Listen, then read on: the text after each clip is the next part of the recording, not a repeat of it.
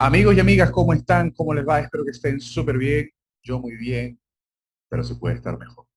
Y claro que vamos a estar mejor en este momento porque nos acompaña un buen y viejo amigo de esta casa, del canal de Marcos Represas, que es Lucas Aldonati, desde la ciudad de la furia, desde Buenos Aires, Argentina. Lucas, ¿cómo estás? Un placer volverte a tener en el canal. Hola Marcos, sí, una alegría y poder retomar estos videos que veníamos haciendo en esta sección de las palabras y los productos, así que encantado de volver a tu casa, a tu hogar, y un saludo también para la gente que te sigue. Muchísimas gracias, Lucas. Hoy vamos a retomar incluso un texto que teníamos un poco empolvado, que es, bueno, mi traducción es El ocaso de los ídolos. Lucas, que es un experto en Nietzsche, siempre me corrige, es el crepúsculo de los ídolos. Y vamos a darle continuidad al estudio de los capítulos que hemos venido trabajando en las palabras y los productos. Vamos a trabajar hoy en el capítulo de la moral contra la naturaleza.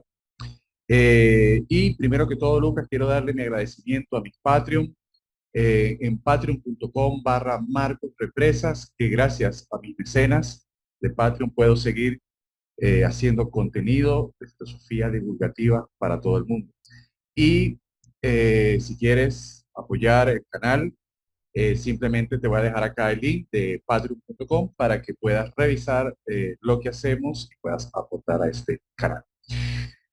Lucas, este texto, eh, digamos que no deja de ser uno de los últimos textos de Nietzsche, es un texto que es fragmentario, un texto que es poco eh, versicular, o sea, es un tanto a versículos, ¿verdad? Esta escritura de Nietzsche que es como muy potente, en pocas palabras quiere decir algo muy fuerte, lo logra en este capítulo de la moral contra la naturaleza, y bueno, tiene frases absolutamente potentes como la vida termina donde empieza el reino de Dios, ¿verdad?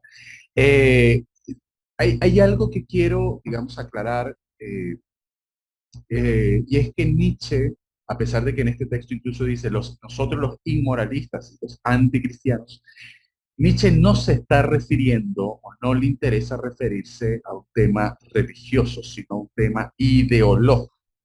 Eso quiere decir que Nietzsche no se está metiendo contra los cristianos, se está metiendo contra el cristianismo, pero como ideología, no así como la religión individual de la persona. Y digo esto porque hay veces que uno ve en la caja de los comentarios, no sé, sale algún defensor de Nietzsche como si fuese hijo de Nietzsche o el hermano de Nietzsche, como si fuera Ana, ¿verdad? Y sale ahí como a la defensa de que yo, de colocar en el patíbulo a cualquier persona que diga que Nietzsche era creyente. Bueno, eh, incluso siempre he dicho que en la genealogía de la moral Nietzsche habla bastante bien de Jehová. ¿Ok? Entonces, como para quitar esa idea de que Nietzsche pudo haber sido ateo. La verdad, yo no lo creo, ¿verdad? Pero podía tener otra visión. eh, de la religión, pero que en última instancia a él lo que le va a interesar, el tema central de Nietzsche siempre va a ser la moral. Y en este sentido, todo lo demás se desprende del problema moral. Y nada mejor que este capítulo para conversar con Lucas, para eh, dilucidar, profundizar, porque este pequeño capítulo que tiene unas 3 páginas, 4 páginas, eh, va a decirnos y va a ser una crítica muy feroz a la moral ideológica del cristianismo. Esta moral que va a ir contra la naturaleza humana, contra los instintos y es la negación de la vida. ¿Okay? Y recuerden que Nietzsche es un tipo apasionado por el tema volitivo, el tema de la vida, es un vitalista, ¿ok? Porque evidentemente siendo un enfermo, él apreciaba sumamente su vida y la vida. ¿Ok? Y para aquellos, digamos, eh, aventajados y que colocan a Nietzsche en un ídolo, ¿verdad? pues Nietzsche tampoco está diciendo que hay que tomar ayahuasca todos los días o hay que hacer orgías todos los días, cuando está en contra de la moral. ¿Ok? Entonces, en este sentido, como para darle, me interesa mucho en este momento, como para darle, ver la otra cara de la moneda de- del texto, y quién mejor con Lucas para hablar de esto. Nietzsche hace una fuerte crítica a la moral de la ideología cristiana, pero Lucas, ahí va la pregunta.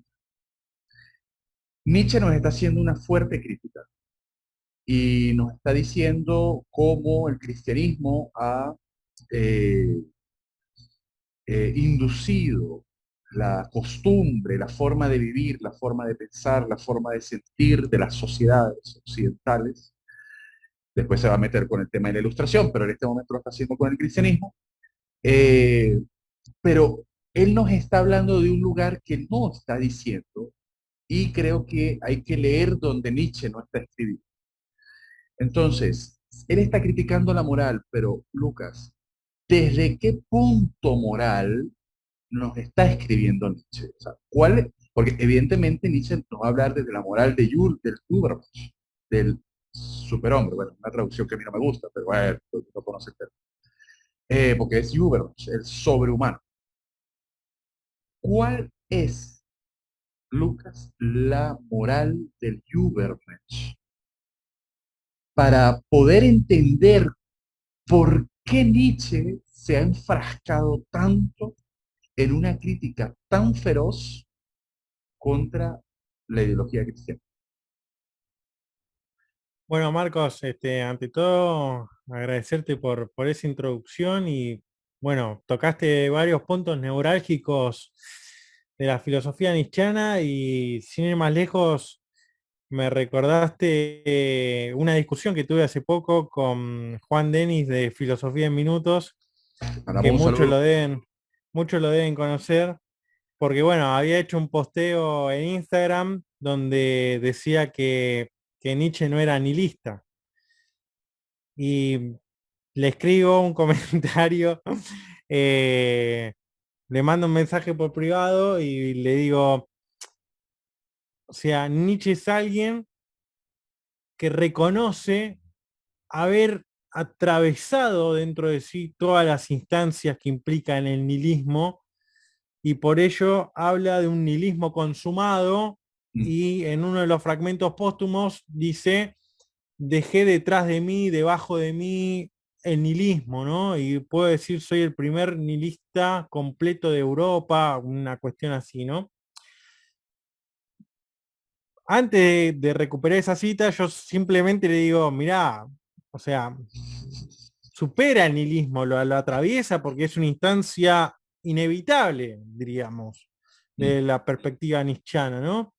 Que vos puedas criticar o ver la moral, con respecto a tu pregunta, ver la moral desde otra perspectiva y reconocer que la moral cristiana, en tanto moral y en tanto ideología, ¿no? Mm. Que intenta generar un orden, establecer un orden sistemático en el mundo, y ese Dios que ataca Nietzsche es el Dios moral cristiano, en todo caso.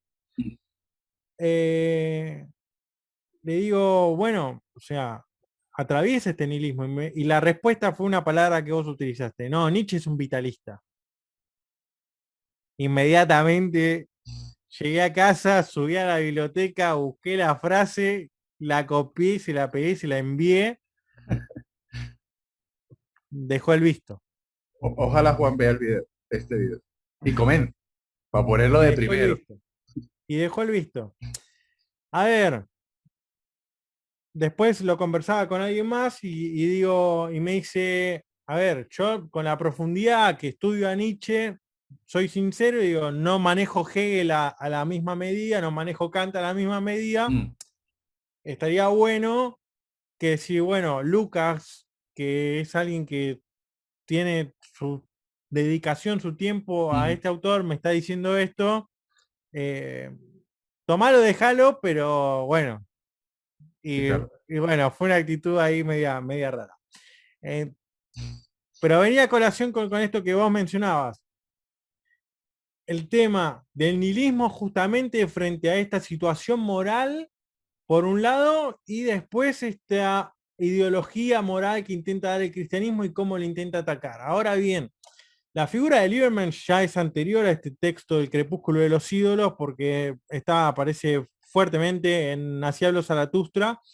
Después es un concepto que lo abandona, pero esa mirada metafísica, conceptual de Nietzsche sigue de alguna manera buscando de distintas perspectivas seguir socavando. No deja de serme curioso igual, porque después va a venir el texto de la genealogía de la moral, el fuerte interés de Nietzsche por buscar socavar, manejar hasta eso justamente, ¿no? Ese metodología genealógica que va a implementar para revisar cómo se instala esta moral, esta ideología cristiana en la sociedad occidental, ¿no? En Europa occidental y bueno, a nosotros también de nuestras tierras las padecemos, ¿no? Claro. Pero aparece y con respecto puntual así a tu pregunta, dice, a ver, es el tiempo de que aparezca el ultrahombre, y este ultrahombre es el que dice sí a la vida y afirma la vida y se contrapone a toda esa mirada transmundista, transmundana de amar un más allá, de amar lo que no es, ese nihilismo justamente, y de intentar sostener algo que realmente no funciona, y no simplemente que no funciona, sino que está perjudicando nuestra vida y está atentando contra nuestras pulsiones, nuestros instintos, nuestros deseos, nuestra voluntad. Entonces va a decir, bueno, también, no solamente el Übermensch busca esa afirmación a la vida e intentar crear algo que tenga que ver más con una conexión del ser humano con el ser humano y del ser humano con la naturaleza, sino al mismo tiempo buscar una elevación espiritual. Este término en alemán que es Geist, que implica un intelecto, que implica una emoción, que implica un sentimiento, que implica un ánimo, un Gemüt, y es un conjunto de elementos, y que también es un Geist, un espíritu particular, pero que al mismo tiempo está la palabra esta alemana del espíritu de la época, ¿no? Del Zeitgeist.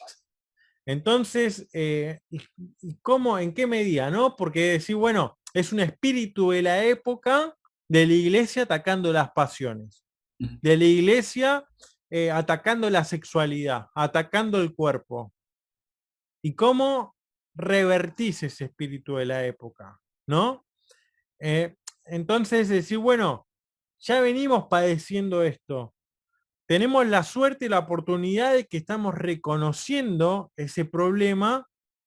Ahora, si no tomamos el problema entre manos, intentamos revertirlo desde de darle un privilegio y un rol importante al cuerpo, de volverle a retornar a la sexualidad, esos matices instintivos, pulsionales, de subsuelo, de inconsciente, por utilizar también otros, de pulsión de vida, decir, bueno, si no lo volvemos a implementar y lo retomamos y lo introducimos en nuestro quehacer de la vida cotidiana, y bueno, ya, o sea, para Nietzsche decir, el desierto crece implica esto, ¿no? Vamos a seguir albergando desierto y no, y va a ser esto, ¿no? Ya no va a ser una destrucción, sino que va a ser una aniquilación. Aquello, una tierra de la cual no va a poder brotar nada. Entonces ahí es interesante, me parece, rescatar por un lado, ese ataque. ¿Y por qué no ese interés también en el ataque a la moral cristiana? Porque es lo que está anulando la vitalidad, es lo que está anulando la elevación de la vida, la propuesta de la vida. A ver, sin ir más lejos, esa vida es lo dionisiaco que en el texto hacia el final va a aparecer. Dionis, lo que debo a los antiguos, esa idea de Dionisos, ¿no? Entonces, bueno, si a mí me parece que el gran eje conceptual de Nietzsche es Das Leben, la vida. Y ahí por eso el interés que parece ya hasta que es un problema psicológico interno, algo personal que tiene Nietzsche con atacar el cristianismo y la moral cristiana. Y si no, bueno, miremoslo desde la perspectiva de que es eso para Nietzsche lo que está perjudicando la vida, ¿no? Y el sentimiento vital. Sí, porque no se puede entender que está escribiendo Nietzsche si no estamos entendiendo el contexto de qué familia viene. A este respecto hay una biografía muy interesante de Nietzsche que se llama Soy Dinamita y que va narrando varios de los episodios de la vida de Nietzsche, que va explicando y que nos da a entender por qué Nietzsche dice lo que está diciendo. Y también quería decirle a la audiencia que está viendo eh, que Lucas acaba de dar respuesta al sentido de por qué hacer una genealogía de la. Porque cuando Lucas está hablando de cómo revertimos el desierto, cómo comenzamos a volver, porque claro, es que la figura del desierto es una figura muy potente porque no está hablando de una destrucción, está hablando de algo infértil. No hay vida en un desierto. O sea, hablando desde el punto de vista de la naturaleza, o sea, no crece nada en el desierto. Entonces, ¿cómo comenzamos a revertir el desierto? Es Entonces, que pues, ahí el tema es orgánico, ¿no? ajá, Por eso, a eso es lo que me Dion, refería. Ah, Dioniso Raíz de la vida indestructible titula Kerenji su libro. a eso es lo que me El refería, tema, esa parte orgánico. ¿Y qué es lo que va a hacer Nietzsche? Pues la ruta que él va a marcar, el sentido de revertir esto, él tiene primero que hacer una revisión genealógica, que esto lo va a tomar Foucault con el tema del sujeto y el poder y todo este tema, pero que Nietzsche va a agarrar y va a hacer una revisión. Por eso es que en algunos momentos en el canal he dicho, es que la pregunta para Nietzsche no era qué es la verdad, sino cuál ha sido el camino que todos hemos labrado para ver cómo se instauró esta verdad. ¿Okay? Hay una revisión retrospectiva, pero estructural, ¿ok? Eh, sobre el cómo esos sedimentos, diría Foucault después, esos sedimentos de la verdad comenzaron a formar esta cultura que nosotros tenemos. Y que eh, yo te tengo una pregunta. Una pregunta no es porque, a ver, nosotros, para que la audiencia sepa, nosotros, digamos, Lucas y yo dijimos, bueno, vamos a hacer, siempre decimos, vamos a hablar sobre texto. Y siempre tratamos de hacernos un par de preguntas, pero es imposible hacer un par de preguntas. Pero es la que te voy a expresar de chiquito, con algo que habías dicho. Con respecto al nihilismo. Cuando Nietzsche nos habla en el tercer, cuarto capítulo de Así habló Zaratustra y nos dice, que esto por cierto lo toma curiosamente la serie de Umbrella Academy, que lo dijimos y lo desarrollamos en un video, este tema de el superhombre, perdón, el hombre es una, hermano, es una cuerda tendida entre el mono, en algunas traducciones, la bestia, y el Ubermensch, el superhombre. Lucas, rápido porque te quiero hacer la siguiente pregunta. Eh, ¿El nihilismo forma parte de esa cuerda hacia el Ubermensch? el nihilismo es y se acuerda, en todo caso. En el camino, y te lo figuro así, las tres transformaciones del espíritu, pensemos, es el niño que tiene que Mm, pasar por el camello, que tiene que pasar por el león y tiene que volver a ser niño. Un volver al comienzo que va a implicar la experiencia de las transformaciones anteriores. O sea, es un sí, retorno al niño que ya no está tiene esa transfigurado. inocencia, pero no tiene esa ingenuidad, por decirlo de alguna manera, ¿no? Entonces, o sea, juega con y se ríe con determinada malicia que quizás al principio no tenía. Entonces, bueno, justamente, o sea, eh, introducir el camino de ese camello en el desierto no implica necesariamente que vos llegues a transformarte en león y que una vez si llegaste y tuviste la suerte de transformarte en león, puedas llegar igualmente a niño. Cada uno tiene que atravesar su propio desierto. Eh, Es esa cuerda. Y eso que aparece en el prólogo de Zaratustra es una figuración del libro en sí, o sea, todo ese descenso de Zaratustra y volver a donde comenzó es un tránsito Ujú, que me parece que Heidegger lo retoma muy bien con la figura del puente, el Brücke, cuando ujú, en construir, habitar, pensar, ujú. y decir, bueno, ¿qué es este tema del límite y de la frontera y qué es este pendular de Zaratustra con altibajos sentimentales? ¿No? Bueno, es todo un juego del espíritu libre, justamente, por intentar acceder a esa cualidad del Übermensch. Y después habría que preguntarse, que es para otro tema, si en ese fracaso de Zaratustra resiento en algún punto, en alguna medida, el éxito. Ese es un problema contemporáneo. La gente, o sea, el sistema, todo este hipermotivación, hipermotivacionismo ha anulado el fracaso del éxito. O sea, o lo contrapone cuando parte del camino del éxito es el fracaso. O sea, porque ya sabes por dónde no camina. Y algo que quiero retomar, que quiero que no se me pase de lo que Lucas decía con respecto a esta etapa de Nietzsche, donde bueno, los versados de Nietzsche dicen que la parte del Zaratustra es la segunda etapa de Nietzsche. Bueno, a mí no me gusta ver a los autores con estas etapas, igual que Wittgenstein, que el primer Wittgenstein, que es el segundo.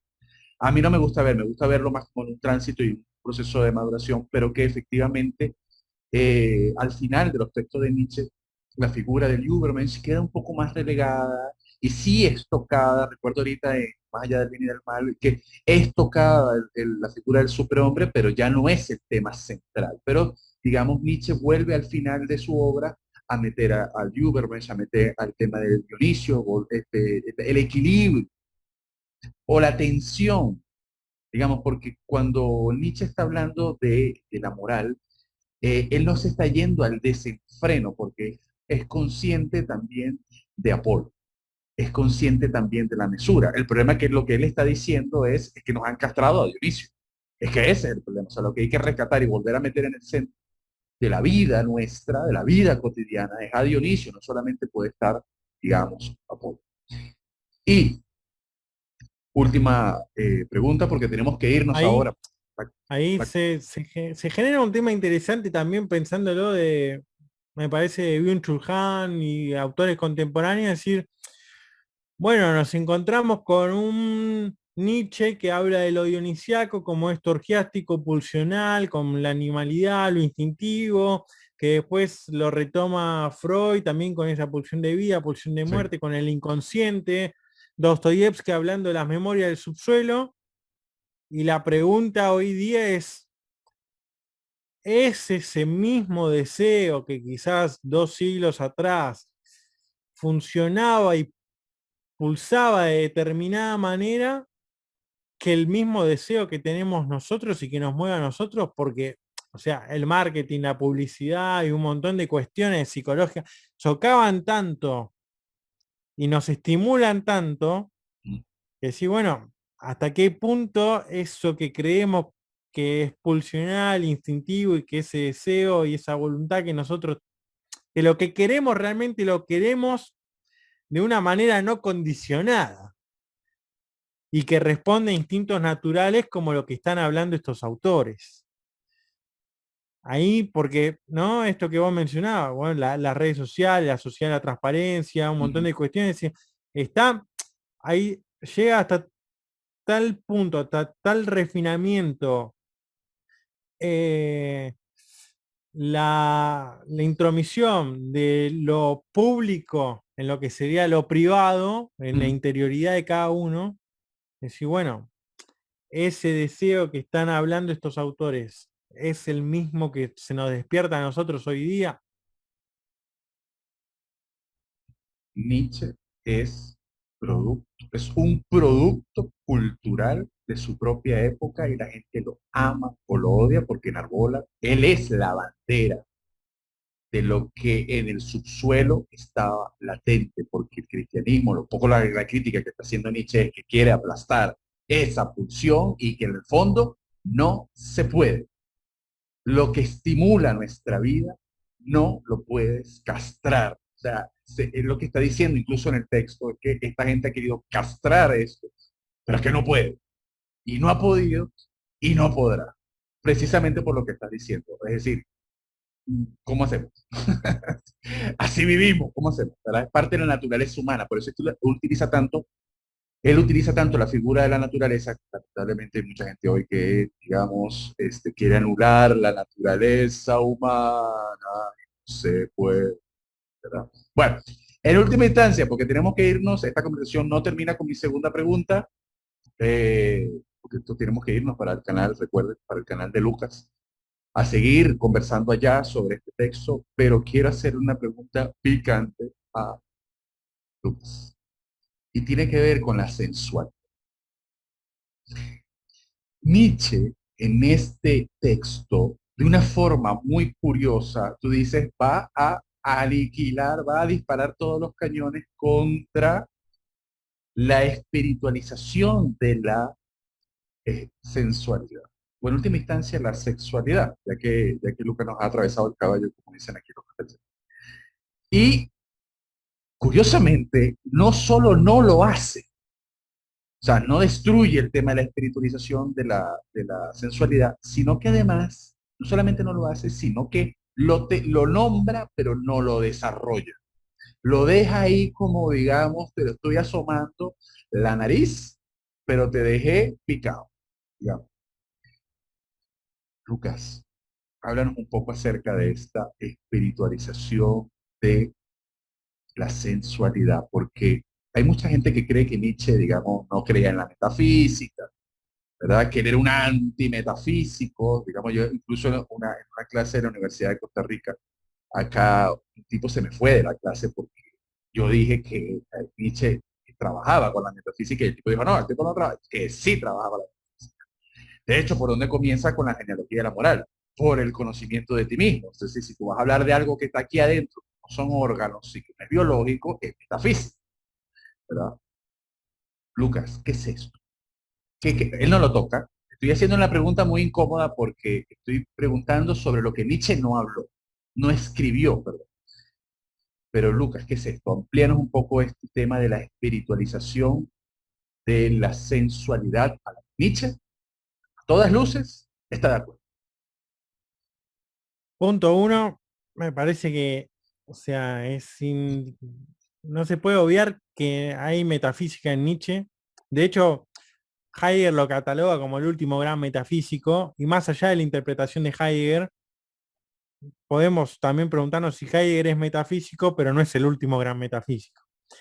Hace poco, bueno, estuve trabajando sobre el texto de Dionisos y Eugenio Dionisiaco, y trabajo toda la primera etapa de juventud de Nietzsche, y la influencia de Schopenhauer es Mm, una influencia metafísica.